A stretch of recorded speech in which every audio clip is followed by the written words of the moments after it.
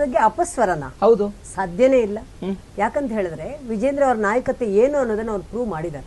Okay, ಈಗಾಗಲೇ prove ಮಾಡಿದ್ದಾರೆ. ಯತ್ನಾಳ್ ಯಾಕೆ ಮಾತಾಡ್ತಾರೆ ನೋಡಿ, ರಮೇಶ್ ಜಾರಕಿಹೊಳಿ ಏನ್ ಮಾತಾಡಿದ್ರು ನೋಡಿ, ನಾವು ಹೈಕಮಾಂಡ್ ಹೇಳಿದ್ದಾರೆ ಅನ್ನೋ ಕಾರಣಕ್ಕಾಗಿ ಒಪ್ಕೊಂಡಿದೀವಿ, ಆದ್ರೆ ನಮ್ಮ ವೈಯಕ್ತಿಕ ಮನಸ್ಸಿಲ್ಲ.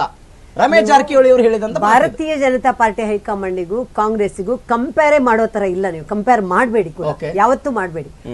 ನಮ್ಮದು ಏನಿದ್ರು ಕೂಡ ರಾಷ್ಟ್ರೀಯತೆ, ದೇಶ ಮೊದಲು ಅನ್ನೋದೇ ಅದೇ ಟ್ಯಾಗ್ಲೈನ್ ಅಲ್ಲಿ ನಾವು ಇರೋರು, ಅಥವಾ ಒಂದೇ ಕುರ್ಚಿಗೆ ಅಂಟಿಕೊಂಡಿರೋರು ನಮ್ಮಲ್ಲಿ ಯಾರು ಇಲ್ಲ.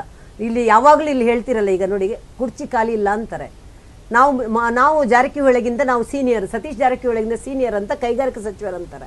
ಕುರ್ಚಿ ಖಾಲಿ ಇಲ್ಲ ಅಂದ್ರೆ ಸೀನಿಯರ್ ಅಂತ ಯಾಕೆ ಹೇಳ್ತಾರೆ?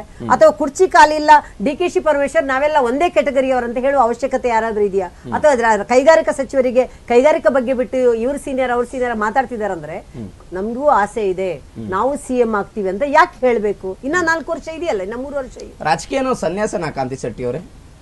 ನಾವು ರಾಜಕೀಯ ಸನ್ಯಾಸನ ಅಂತ ಹೇಳೋದಕ್ಕಿಂತ ರಾಜಕೀಯ ಅನ್ನೋ ಒಂದು ಕ್ಷೇತ್ರ ಇದೆಯಲ್ಲ, ಅದು ಸನ್ಯಾಸನೋ ಅಥವಾ ಅಧಿಕಾರವನ್ನ ಗಳಿಸಲಿಕ್ಕೆ ಇರುವಂತ ಒಂದು ಮಾರ್ಗನೋ?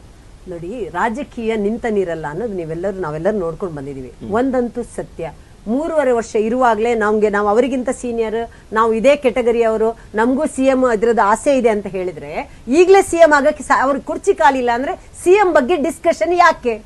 ಕುರ್ಚಿ ಖಾಲಿ ಇಲ್ಲ ಅಂತ ಅವ್ರು ಪದೇ ಈಗ ಹೇಳ್ತಾರೆ. ಹಾಗಾದ್ರೆ ಸಿಎಂ ಬಗ್ಗೆ ಡಿಸ್ಕಷನ್ ಬೇಕಾ ಈಗ? ಅಂದ್ರೆ ಮೂಡ ಹಗರಣ, ಸಾಲು ಹಗರಣ, ಭ್ರಷ್ಟಾಚಾರಗಳೆಲ್ಲ ಅವ್ರದೇ ಕರಳಿಗೆ ಏನಾಗಿದೆ, ಈಗ ಸುತ್ತಕೊಂಡಿದೆ, ವಿಲ ಒದ್ದಾಡ್ತಾ ಇದ್ದಾರೆ. ಅವರಿಗೂ ಗೊತ್ತಿದೆ ಇದು ಬಹಳ ದಿನ ನಡೆಯಲ್ಲ. ಈ ಡಿಸ್ಕಷನ್ ಏನಿದೆ ಎಷ್ಟು ದಿನ ಮುಂದುವರಿಬಹುದು, ಎಷ್ಟು ದಿನ ಈ ತರ ಚರ್ಚೆ ಮುಂದುವರಿಬಹುದು? ಆಗಿರೋದು ಏನಿದೆ, ಆಗಿರೋದಂತಹ ಭ್ರಷ್ಟಾಚಾರಗಳು ಅದು ಆಚೆ ಬಂದೇ ಬರುತ್ತೆ. ಪ್ರತಿಯೊಂದು ರೆಕಾರ್ಡ್ ಅಲ್ಲಿ ಇದೆ. ಎಷ್ಟು ಸಾವಿರ ಪುಟಗಳ ರೆಕಾರ್ಡ್ ಸಬ್ಮಿಟ್ ಆಗಿದೆ, ಚಾರ್ಜ್ ಶೀಟ್ ಆಗಿದೆ, ಪ್ರತಿಯೊಂದು ಎಲ್ಲರಿಗೂ ಗೊತ್ತಿದೆ.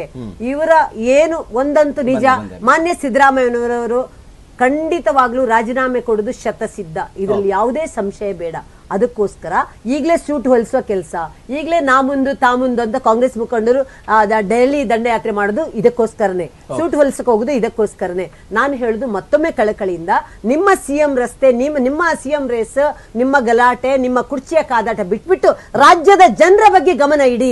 ರಾಜ್ಯದ ಜನರ ಬಗ್ಗೆ ಕಿಂಚಿತ್ತಾದ್ರೂ ಸ್ವಲ್ಪ ಅವಲೋಕನ ಮಾಡಿ.